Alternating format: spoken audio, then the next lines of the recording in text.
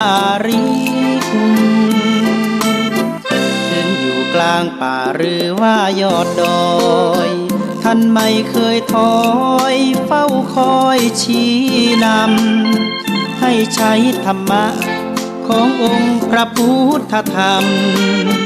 ให้ใจสุขล้ำน้อมนำทำกรรมดีธรรมจาริกธรรมจาริกธรรมจาริกเร่งพัฒนาการอยู่การกินให้มีชีวิตสุขสันต์เปรมปรีพบแสงสว่างส่องทางสร้างความดีให้มีความสุขความทุกข์หายไปธรรมจาริกธรรมจาริกธรรมจาริก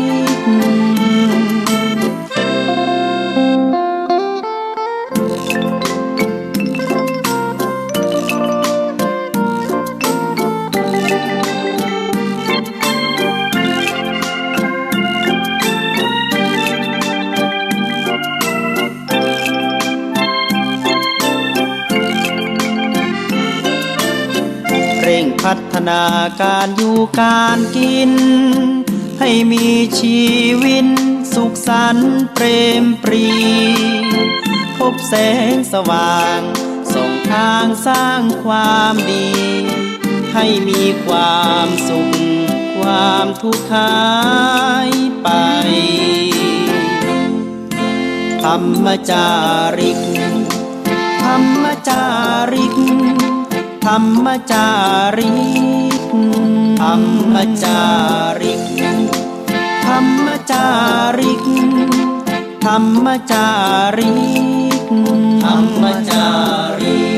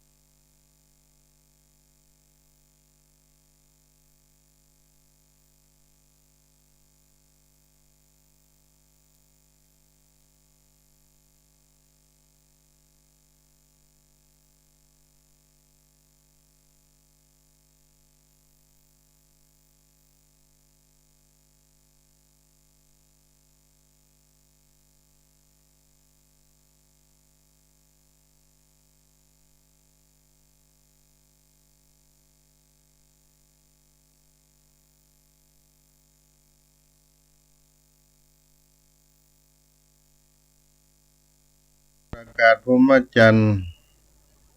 พร้อมทั้งอรรถะพร้อมทั้งพยัญชนะให้บริสุทธิ์บริบูรณ์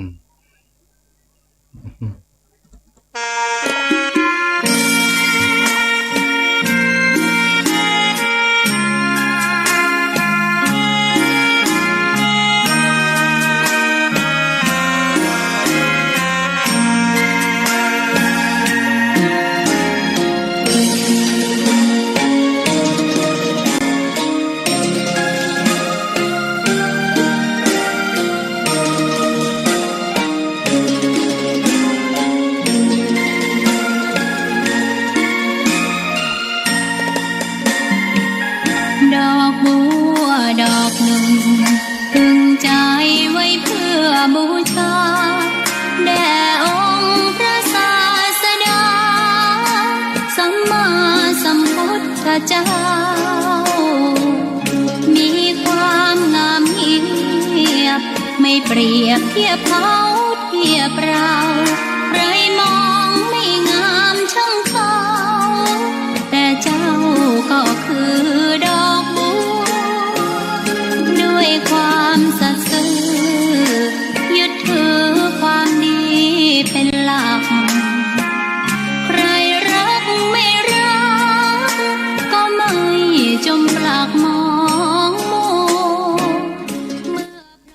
ถวายความเคารพพระมหาเถรานุเถระครูบาอาจารย์เจ้าทั้งหลายทุกตนทุกองค์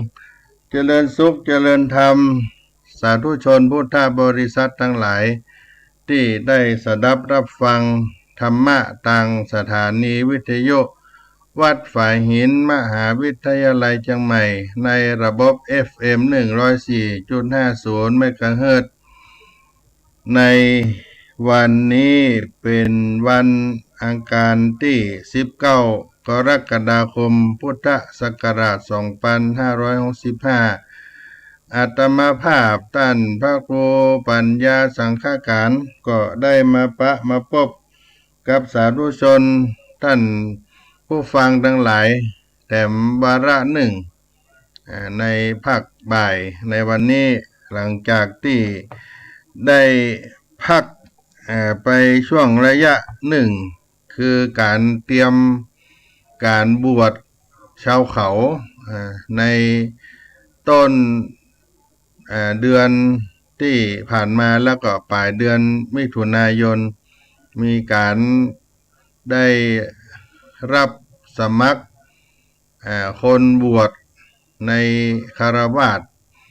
ชาวบ้านที่จะถวายเป็นพระราชกุศลในพระบาทสมเด็จพระเจ้าอยู่หัวแล้วก็คฤหัสถ์นักเรียนที่ได้มาศึกษาเราเรียนในสายสามัญปริยัติในโรงเรียนวัดศรีโสดาพระอารามหลวงในการบรรพชาอุปสมบทหมู่เจ้าเขาหรือว่าราษฎรบนพื้นที่สูงก็ได้เป็นช่วงที่ได้มีการอบรมการได้ลงไปกรุงเทพมหานครแล้วก็กราบมาที่วัดศรีโสดาจังหวัดเชียงใหม่อาตมาภาพก็เลยได้มามาพบกับท่านสาธุชนทั้งหลายแล้วก็หลังจากที่ได้อบรมได้ฝึกซ้อมได้เดินทางลงไปกรุงเทพกลับมาก็มีการอบรมพระนวกะพระภิกษุใหม่ก็ได้มาพบกันแถมเนื่องจากได้พักผ่อนสุขภาพก็เลยเป็นไข้เป็นเมื่อยได้พักผ่อนไปช่วงหนึ่งวันนี้ก็ได้มาพบกันแถมวาระหนึ่งก็ได้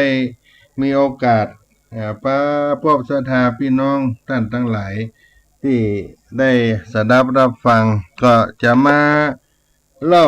อู้สู่กันฟังในเรื่องราวที่ผ่านมาคือการดำเนินงานของวัดศรีโสดาพระอารามหลวงจังหวัดเชียงใหม่ในการบรรพชาอุปสมบทหมู่เจ้าเขาก็เริ่มตั้งแต่ปลายเดือนมิถุนายนศรัทธาญาติโยมปีนี้เป็นปีที่ได้เข้ามาปีที่3ของการที่ได้อยู่ในห่วงของการที่ได้ประสบภัยพิบัติของโลคาพยาธิไวรัส19มาเบียดเบียนการบวชการบรรพชาอุปสมบทหมู่เจ้าเขาก็เป็นที่ลำบากมีอุปสรรคได้มาบวชที่จังหวัดเชียงใหม่2 ปีทัดกันและปี2565นี้ก็ได้มีโอกาสกลับไปบวชที่วัดเบญจมาบพิตรครั้งหนึ่งการบวชในโครงการพระธรรมจาริกเราได้เริ่มกันมาเนิ่นนานตั้งแต่ปี2508ศรัทธาญาติโยม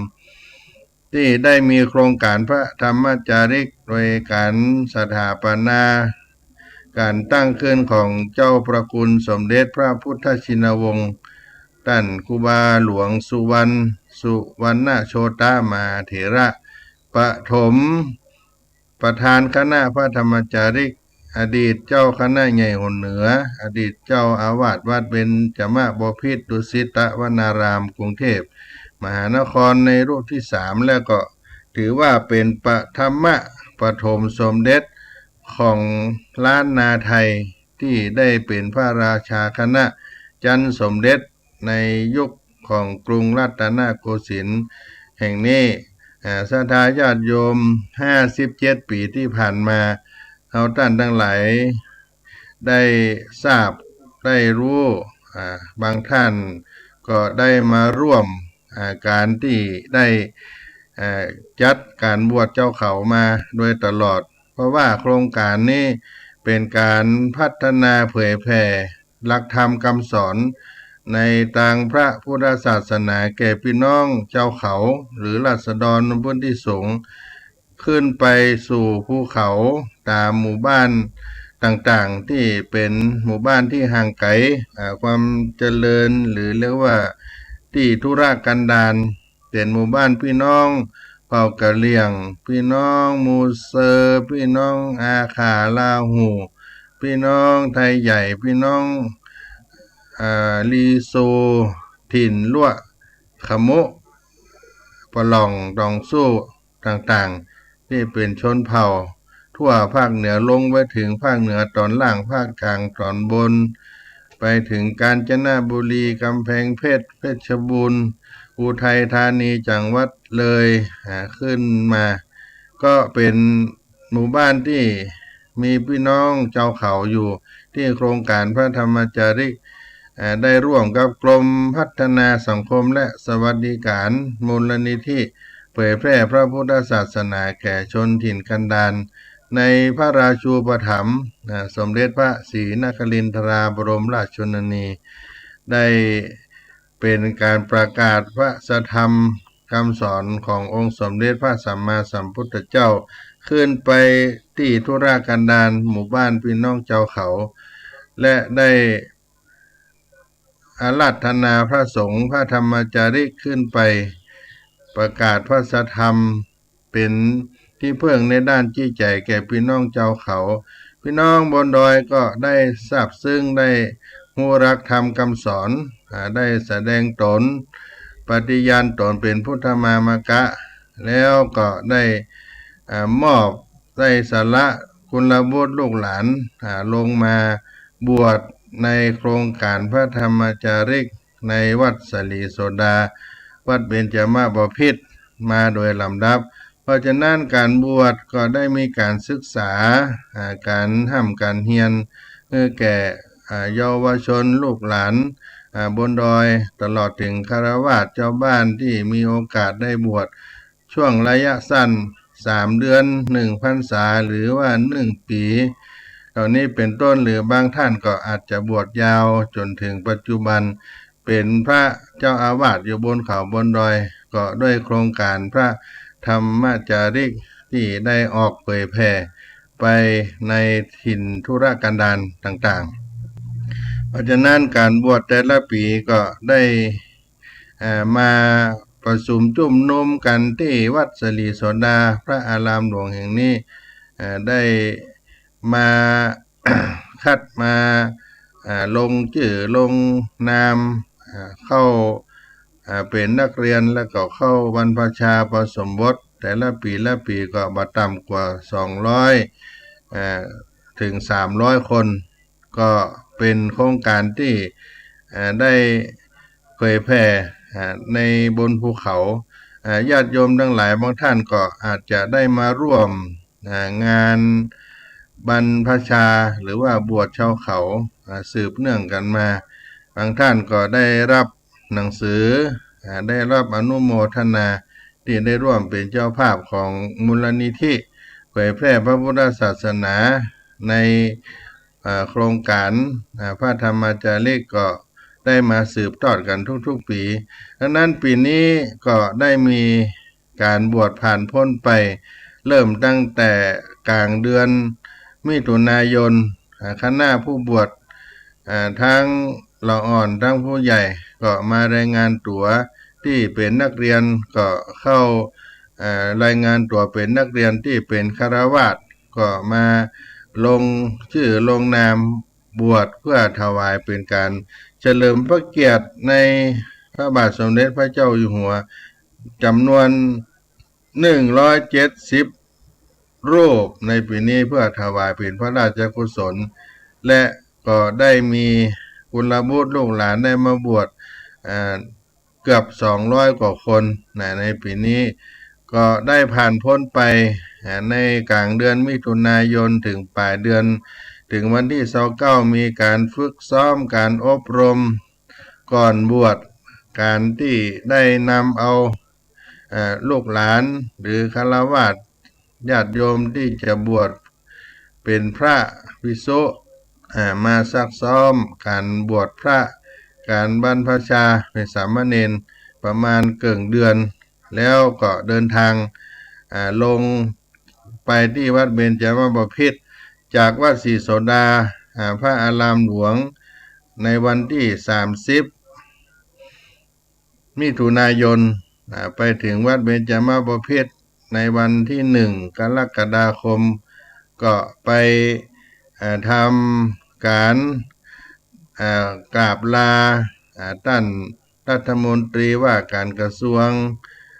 อธิบดี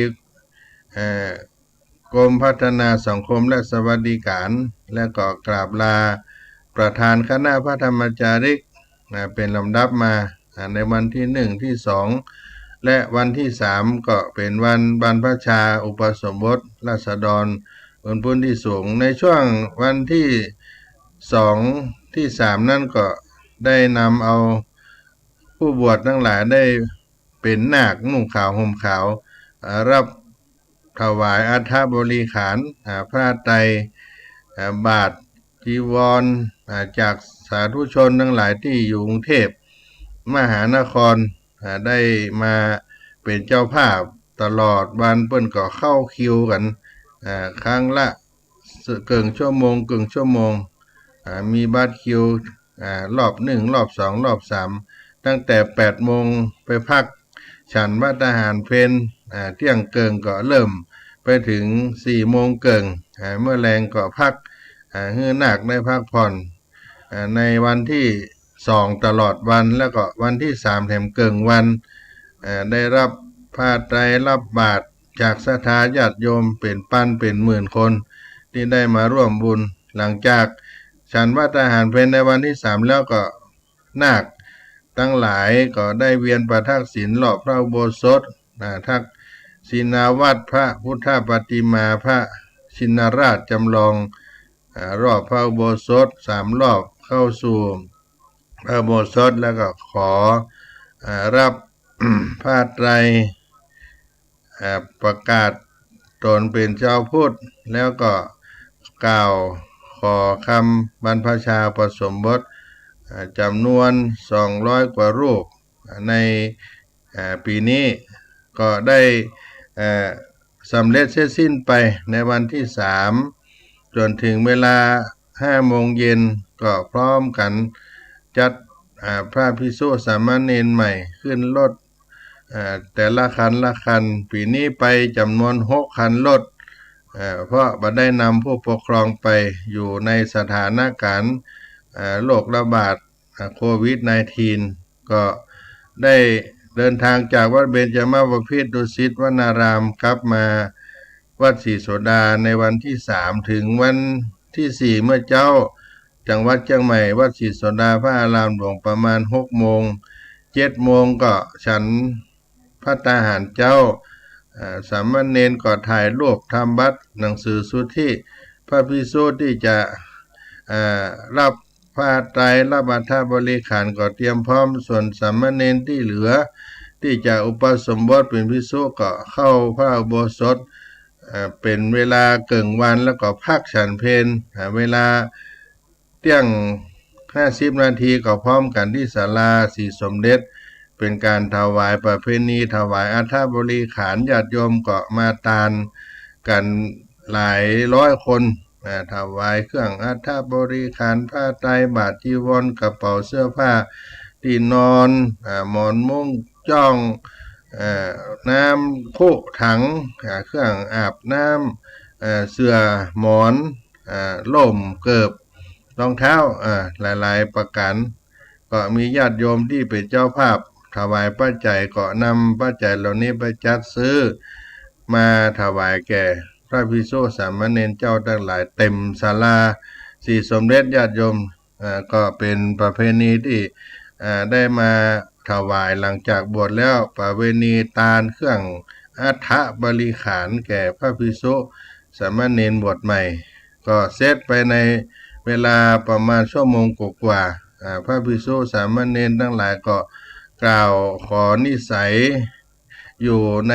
ความดูแลของพระเดชพระคุณหลวงพ่อพระเทพโกศลในการจำพรรษาปีนี้ที่วัดสลีโสดาพระอารามหลวงได้จำพรรษาอยู่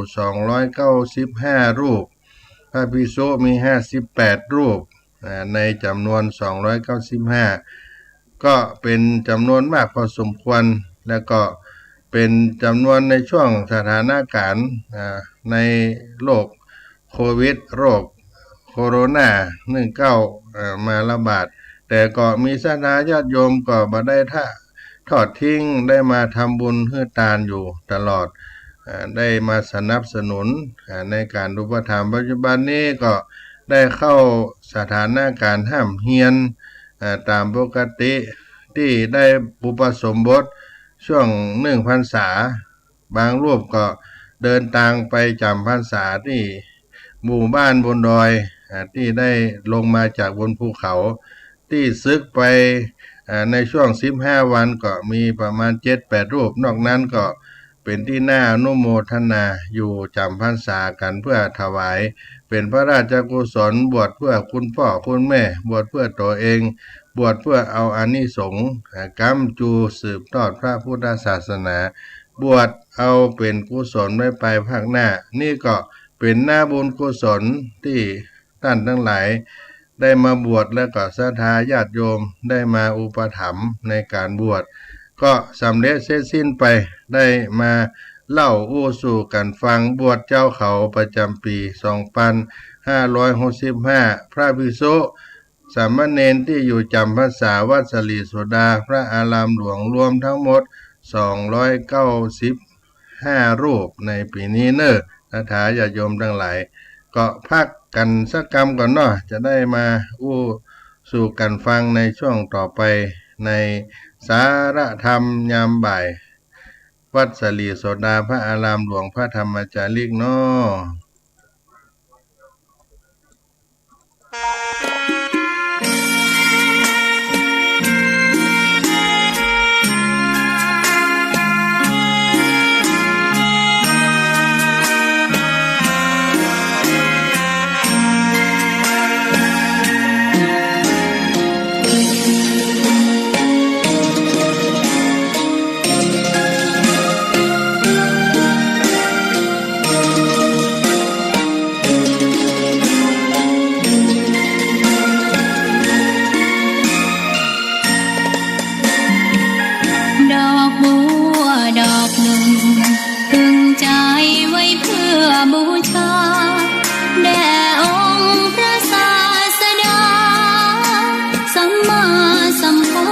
เจ้ามีความงามเงียบไม่เปรียบเทียบเขาเทียบเราใครมองไม่งามช่างเขาแต่เจ้าก็คือ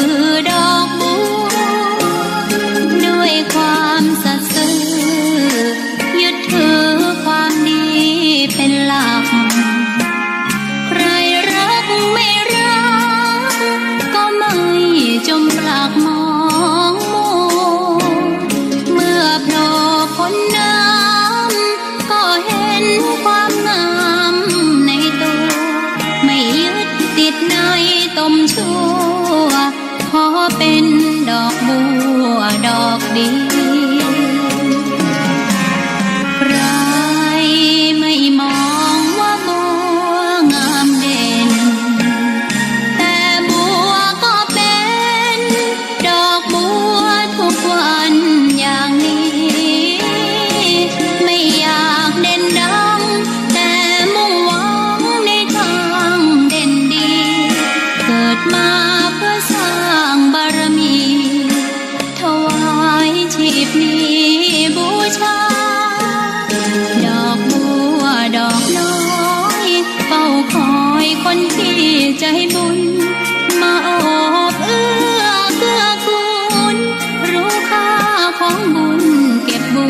ขึ้นมาเพื่อสร้างความดีและเสริมบารมีดังว่าใช้ดอกบัวนี้บูชาพระสัมมาสัมพุทธองค์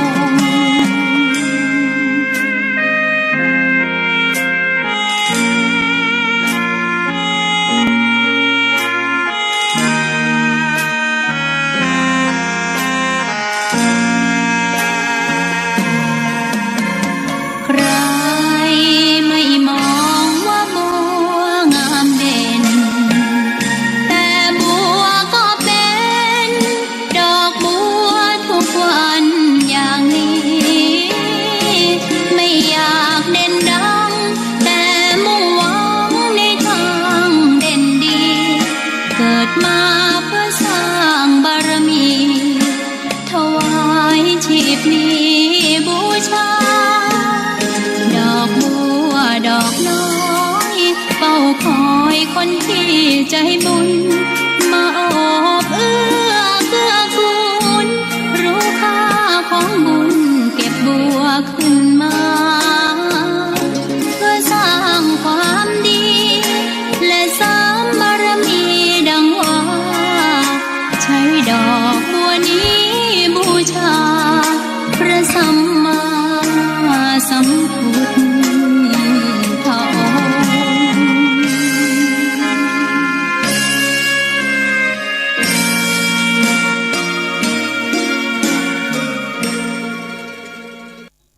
ท่านสาธุชนทั้งหลายก็ได้รับฟังในเรื่องราวของการบวชชาวเขาในโครงการพระธรรมจาริกจบลงไปก็อนุโมทนากับท่านสาธุชนที่ได้เป็นส่วนเจ้าภาพในการจัดงานบวชพระบวชสามเณรขอเป็นพระนาบุญกุศลให้ท่านทั้งหลายได้ประสบสุขสวัสดีตามกรรมปรารถนานิสงส์ในการได้ร่วมเป็นเจ้าภาพบวชพระบวชเนรก็จะเกิดขึ้นให้เฮาท่านทั้งหลายเปิ้นกล่าวไว้ว่ามีอานิสงส์สำหรับเจ้าภาพในการบวชพระบวชเนรอันที่หนึ่งนั้นย่อมได้เกิดเป็นมนุษย์มีชาติตระกูลสูงสองย่อมได้เกิดในสถานที่รุ่งเรืองด้วยศีลสมาธิปัญญาสามย่อมเป็นผู้มีศรัทธามั่นคงเป็นสัมมาทิฏฐิบุคคลสี่ย่อมเป็นผู้ทรงจำมีปฏิภาณว่องไวมีปัญญาดีอันที่ห้าย่อมมีอาชีพและกิจการเป็นรากฐานมั่นคงตลอดไปอันที่หกย่อมเป็นผู้มีเสน่ห์เป็นที่รักนับถือของมนุษย์และเทวดาทั้งหลายเจ็ดย่อมปลอดภัยจากศัตรูหมู่พาลทั้งหลายแปดย่อมเป็นผู้มีร่างกายแข็งแรงสมส่วนสง่างามเก้าย่อมมีอิสระเสรีมีอำนาจมากสิบเมื่อยังบหมดกิเลสเมื่อตายไปก็ย่อมไปเกิดในสวรรค์เป็นเทวดาหรือพรหมข้อที่11ย่อมได้ดวงตาหันธรรมบรรลุมรรคผลนิพพานนี่ก็เป็นอานิสงส์บุญกุศลที่ผู้ได้เป็นเจ้าภาพในการที่ได้เป็นผู้สนับสนุนอุปถัมภ์การบวชแก่พระภิกษุสามเณรทั้งหลายและการที่คนทั้งหลายได้เข้ามาบวชนั้นก็เป็นบุญเป็นอานิสงส์ถ้าเกิดเป็นลูกปัจจัยเกิดเป็นลูกปัจจัยต้องบวชเพราะพุทธบริษัทสี่คือภิกษุภิกษุณีอุบาสกอุบาสิกาก็ได้เป็นบริษัททั้งสี่ในพระพุทธศาสนามีโอกาสได้บวชในพระพุทธศาสนาก็มีอานิสงส์มากมาย ปิดอบายไปสวรรค์มีความสุขในปัจจุบันบุคคลได้มีจิตเลื่อมใสในพระพุทธศาสนาได้อนุญาตให้บุตรให้ลูกให้เต้าบวชถ้าบวชเป็นสามเณรก็มีอานิสงส์เป็นพระก็มีอานิสงส์เช่นเดียวกันอานิสงส์ในการบวชเนรนั้นได้8กัปได้เป็นภิกษุได้16กัปสำหรับผู้หญิงปัจจุบันเป็นภิกษุณีก็บ่มีแล้วแม้จะบ่ได้บวชแต่ก็มีใจอนุโมทนาบุญจะได้ผลบุญในการอนุโมทนาจะได้ผลบุญเช่นการทำบุญตักบาตรเข้าวัดปฏิบัติธรรมตามโอกาสอันควรและก็เป็นการฝึกตัวเองศึกษาหลักธรรมนำมาปฏิบัติที่บ้านที่เฮือนก็ได้อานิสงส์เหมือนการได้บวชและอีกอย่างหนึ่งในสังคมเราก็จะมีค่านิยมเกี่ยวกับการวางตัวของแม่หญิงสูงกว่าพ่อใจจะป่าไปในอบายมุขป่าไปสัมมาเลเทเมาเที่ยวเตะวางตนเป็นผู้มีมารยาทที่ดีที่งามใจชีวิตสังคมเป็นแบบอย่างที่ดีก็เสมือนว่าได้บวชได้ศึกษาธรรมก็มีอานิสงส์เป็นการฝึกตน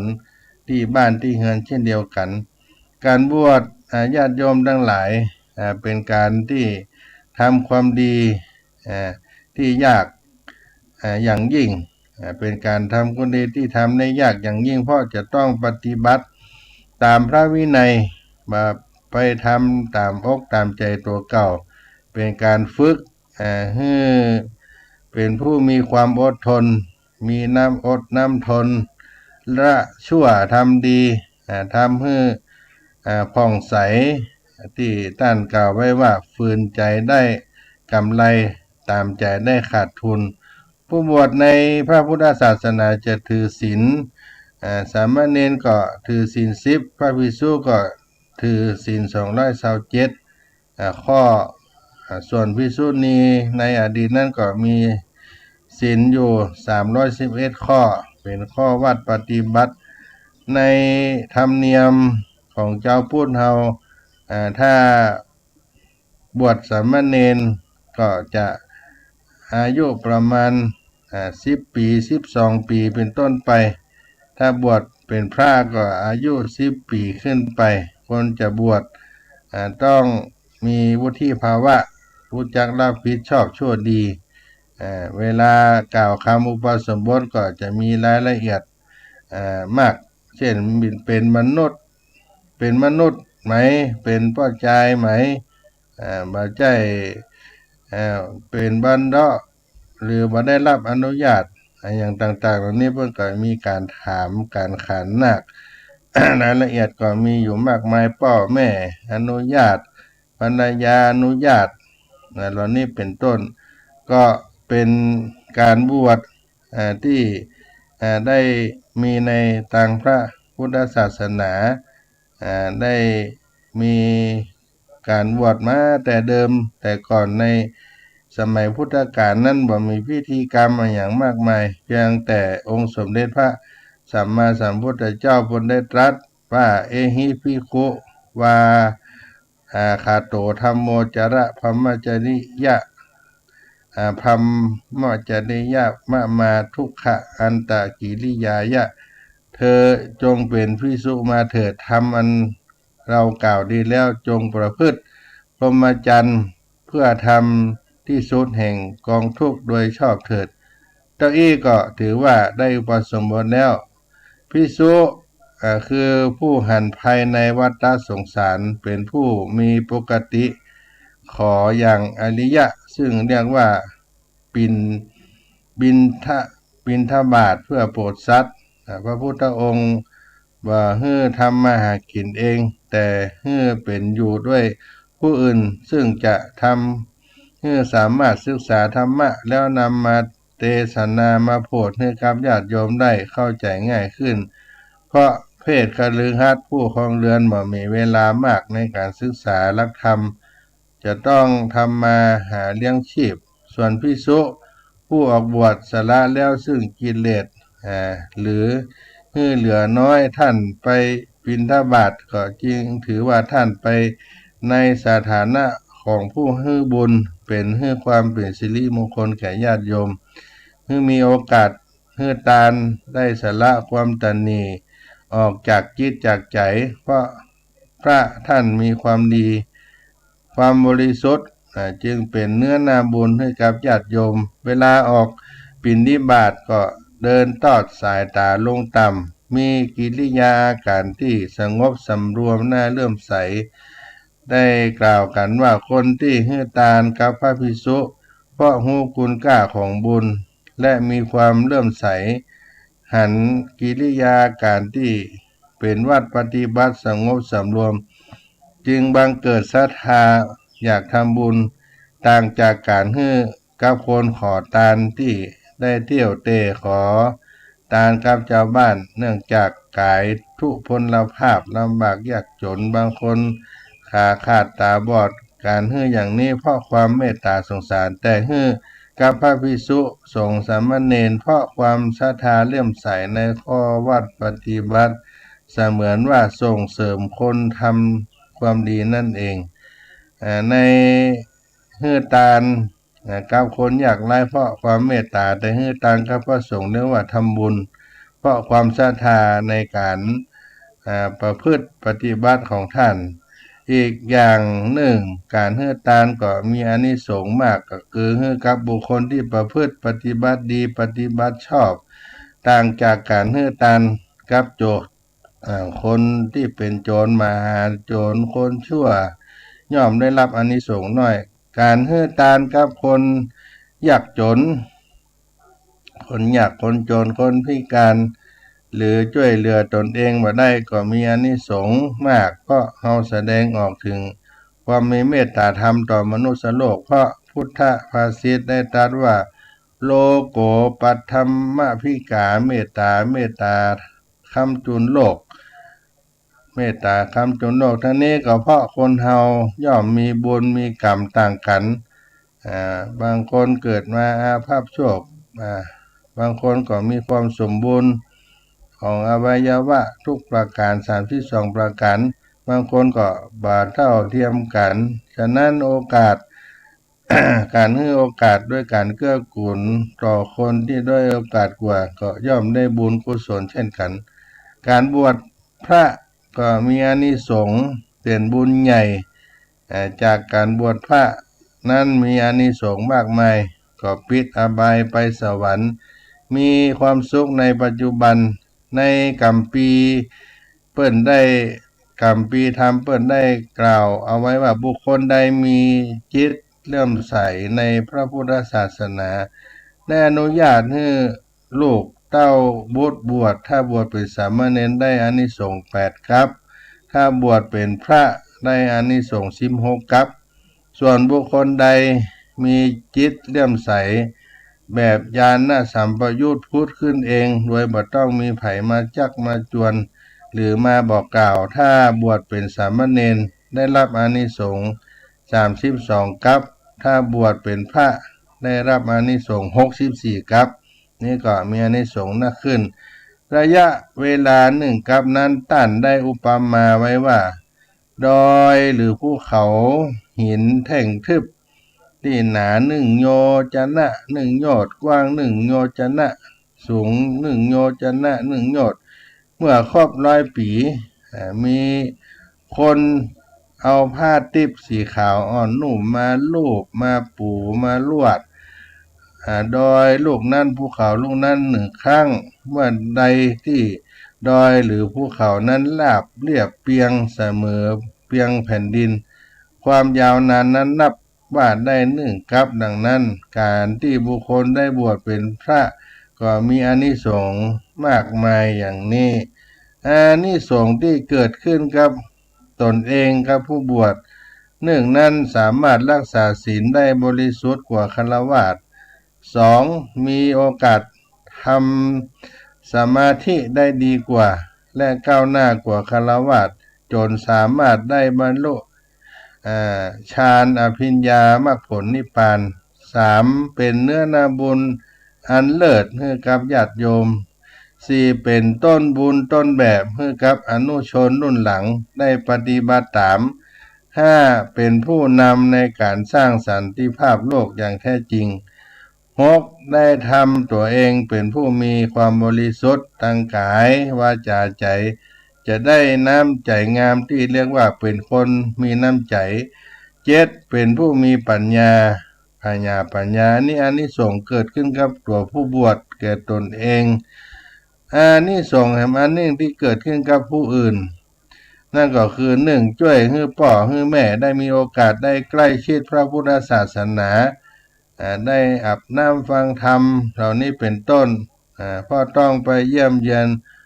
กุลบุตรลูกหลานผู้บวชอยู่เสมอ2แม่ซึกออกไปแล้วซึกขาลาเพศไปแล้วลูกเมียก็เป็นสุขเพราะได้นิสัยที่เกิดจากการได้คัดได้เหลาในการบวชมาที่ตัวไปเป็นคนรับผิดชอบต่อตนเองรับผิดชอบครอบครัวและลูกหลานเมื่อก่อนเคยอยู่ในอบายมุขเคยกินเหล้าเมายาก็มีการอาละวาดทะเลาะบาดหมางกันพอบวชแล้วก็ซึกออกไปก็เป็นคนที่นิสัยบวชแล้วซึกออกไปก็ละนิสัยที่บดีนั้นก็ได้ผ่านการฝึกฝนอบรมจิตใจตัวเองมาดีแล้วก็ทำให้ครอบครัวสบายอกสบายใจได้อันที่3ประโยชน์แก่ผู้อื่นก็เป็นประเทศชาติได้พลเมืองที่ดีเพิ่มขึ้นนิสงส์ในทางธรรมผู้ที่ได้บวชก็ถือว่าเป็นผู้สืบทอดอายุพระพุทธศาสนาแม้จะบวชสั้นชั่วคราวก็ตามเป็นนักเรียนนิสิตนักศึกษาได้บวชระยะสั้นๆเป็นครั้งเป็นคราวก็ถือว่าเป็นการบวชชั่วคราวหากตั้งใจประพฤติปฏิบัติอย่างเคร่งครัดก็ย่อมได้อานิสงส์ก็คือ1นั่นเป็นผู้รู้จักบริหารเวลารู้จักใช้เวลาเป็นประโยชน์ภาษาในทางศาสนาเขาเรียกว่ากาลัญยุตาเป็นผู้รู้จักการอันเป็นคุณธรรมข้อ1ของสัตบุรุษขณะที่เป็นนิสิตนักศึกษาภาระรับผิดชอบก็ยังบ่มีนักมีมากความกังวลทางบ้านทางเฮือนก็บ่มีหากรีบมาบวชก่อนอาจจะได้บรรลุธรรมโดยง่ายก็ได้อันที่2ช่วงเวลาจะสั้นแต่ถ้าลงมือปฏิบัติอย่างแท้จริงก็จะได้ลิ้มรสความสุขอันเกิดจากความสงบตั้งแต่เยาว์วัยเพราะตอนเป็นนักเรียนนิสิตนักศึกษากิเลสก็ยังบ่มีนักบ่ได้เกิดขึ้นมากมายเป็นไม้อ่อนที่ดัดง่ายการว่าบวชแล้วได้รับรสแห่งความสุขภายในก็จะรู้ว่าบาปบุญนั้นมีจริงความสุขภายในดีกว่าก็จะบัติดในอามิสสุขเป็นสุขทางโลกอันที่3ได้มีโอกาสศึกษาหลักธรรมไว้กำกับความรู้จะได้ใจความรู้ จะได้ใจความรู้ไปในทางที่ถูกที่ควรดังที่มีพุทธพจน์บทหนึ่งว่าความรู้ทางด้านวิชาการที่ชาวโลกเรียนหากเกิดแก่คนพาลบ่มีศีลธรรมย่อมมีแต่จะนำความชิบหายมาให้เพราะเขาจะนำความรู้ไปในทางที่ผิดเนื่องจากบ่มีคุณธรรมนั่นเองและข้อที่4ทำให้ได้ฝึกวินัยเข้าใจวัฒนธรรมในการอยู่ร่วมกันเป็นหมู่เป็นคณะเพราะไปอยู่ในวัดซึ่งมีสมาชิกหลายคนมีพระมีศิษย์วัดที่ไปศึกษามีศิษย์วัดที่ไปศึกษาเราเรียนมาขอพักอาศัยเป็นลูกศิษย์วัดลูกศิษย์พระถ้าบวชแล้วก็ตั้งใจฝึกฝนอบรมตนเองโดยแท้จริงศึกษาอบรมอย่างจริงจังศึกออกไปแล้วก็จะเป็นคนมีวินัยในตนเองส่วนมากก็มักจะสังเกตได้ทั้งที่ว่าที่มีพระเป็นตัวอย่างตั้งวินัยให้พอให้ก่อยเดินออกไปบิณฑบาตกันเป็นแถวสวดมนต์ฟังเทศน์ต้านก็นั่งกันเป็นแถวเป็นระเบียบเพราะฉะนั้นคนที่เคยบวช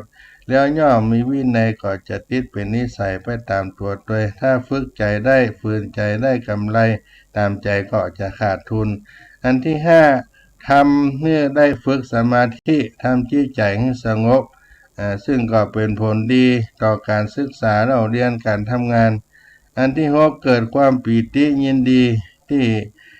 ได้ทำความดีไว้แล้วยังแต่ยังเยาว์ยังหนุ่ม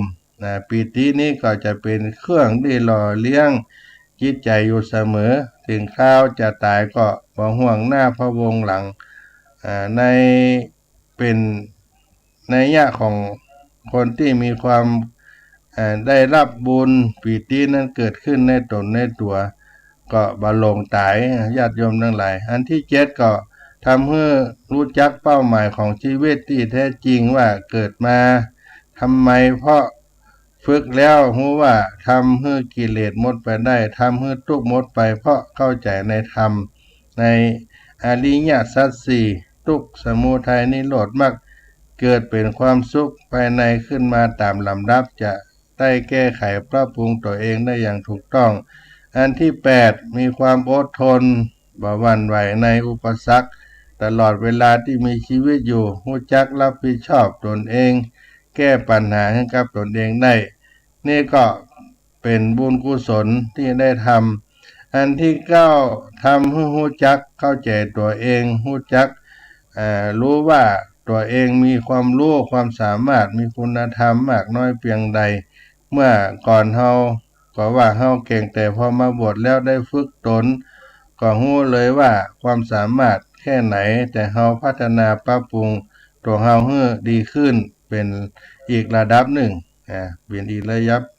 เป็นระดับหนึ่งที่คนจีนเพิ่นมีภาษิตว่าระยะต่างพิสูจน์มาการเวลาพิสูจน์คนเมื่อเฮาได้ฝึกได้ปฏิบัติได้รู้ก็จะเป็นผู้รู้จักประมาณตนรู้จักตัวเองมากขึ้นได้มีกิจวัตรมีวินัยเป็นข้อวัดปฏิบัติของเฮาคือเกิดขึ้นอันที่สิบทำให้เป็นคนมีเหตุมีผลเหตุแห่งสุข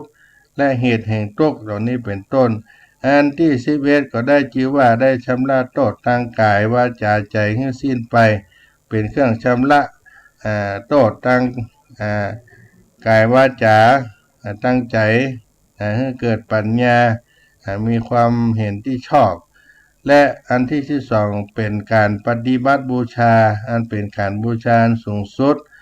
อันที่13ได้มีโอกาสเอาชนะกิเลสได้ระยะหนึ่งอันที่14ทำให้แสวงหาความสุขได้มากที่สุดเท่าที่มนุษย์จะพึงมีได้อันที่15ได้ชื่อว่าเป็นผู้มีกำไรชีวิตแล้วเพราะได้ทำกรรมที่บริสุทธิ์ทั้งกายวาจาใจอันที่16ก็เป็นผู้ที่ได้เที่ยวทางหนทางไปสู่พระนิพพานได้มากน้อยเพียงใดก็เป็นการทางต่างนั้นเข้าไปในพระนิพพานในอนาคตในภายภาคหน้าก็เป็นการได้อานิสงส์ที่เราได้บวชถ้าเป็นบุรุษชายก็มีโอกาสได้เป็นสามเณรบรรพชา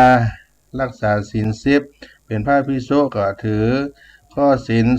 227ได้ชื่อว่าได้ไปฝึกได้อบรมรู้จักการอดทนการลำบากฝึกกายฝึกมารยาทวาจาจิตใจให้มีความอดทนอดกลั้นต่อความยากลำบากในสุภาษิตพุทธภาษิตที่ได้กล่าวว่าในหมู่มนุษย์คนที่ฝึกฝนอบรมนี้แล้วด้วยกายวาจาใจเป็นผู้ประเสริฐที่สุดการบวชนอกจากจะได้ฝึกกายวาจาใจแล้วก็ยังได้ชื่อว่าเป็นผู้สืบทอดอายุพระพุทธศาสนาศรัทธาญาติโยมทั้งหลายอาตมาภาพก็ได้มาเล่าอู้สู่กันฟังเรื่องของการบวชในพระพุทธศาสนาการได้รับอานิสงส์ที่เกิดขึ้นกับสาธุชนทั้งหลายในภาคบ่ายวันนี้ก็พอเหมาะพอควรแก่กาลเวลาก็จะได้มาพบกันเมื่อค่ำยามเย็นกันแต่เวลาหนึ่งเวลา5 โมงแรงถึง6 โมงแรงก็ได้มา ปะมาพบกับท่านสาธุชนผู้ฟังที่เป็นที่นึกคือเติงหาทุกท่านหลังจากที่ได้มีการมีงานก็มาได้มาปะมาพบกันก็มีโอกาสได้ฟื้นได้พักผ่อนร่างกาย ก็ได้มาปะมาพบกันวันนั้นญาติโยมสาธุชนวันที่15มีคณะศรัทธามากะละวะสามีจี้กรรมหลวงพ่อท่านพระเดชพระคุณพระเทพโกศลเจ้าอาวาสวัดศรีโสดาที่ปรึกษาเจ้าคณะภาคเจ็ดคณะศรัทธาวัดเจ็ดลินหนองเจ็ดลินศรัทธาตำบลหายาวัดพระธาตุดอยสุเทพวัดป่าแพ่งวัดหลายๆที่ได้มากล่าวว่าในวันเข้าพรรษาแล้วก็มีศรัทธาคุณแม่จันเพ็ญคำโปธาก็ได้มาร่วมทำบุญก้านน้ำกาไฟวัดศรีโสดา300 บาทเป็นศรัทธาที่ได้กินได้ทานร่วมกับคณะสงฆ์หลายวัดหลายบ้านแล้วก็ท่านพระครูปัญญาสังฆการท่านพระครูพรหมินทร์ด้วยก็อนุโมทนาแม่จันเพ็ญคำโปธาที่ได้ร่วมเป็นเจ้าภาพก้านน้ำกาไฟ300 บาทกับวัดศรีโสดาและศรัทธาญาติโยมทั้งหลายที่มากินมาทานมาคารวะในวันเข้าวัดสากับพระเดชพระคุณหลวงพ่อพระเทพโกศลก็ขอให้อยู่ดีมีโชคกันจุผู้เจคนจุผู้จุคนวันนี้ขอล่ำลากันไปเพียงเท่าอีกก่อนค่อยพบกันในภาคค่ำยามเย็นขอความสุขความสดดีจงมีแก่ท่านสาธุชนทั้งหลายจัตตาโลธรรมาวัฏันติอายุวันโนสุข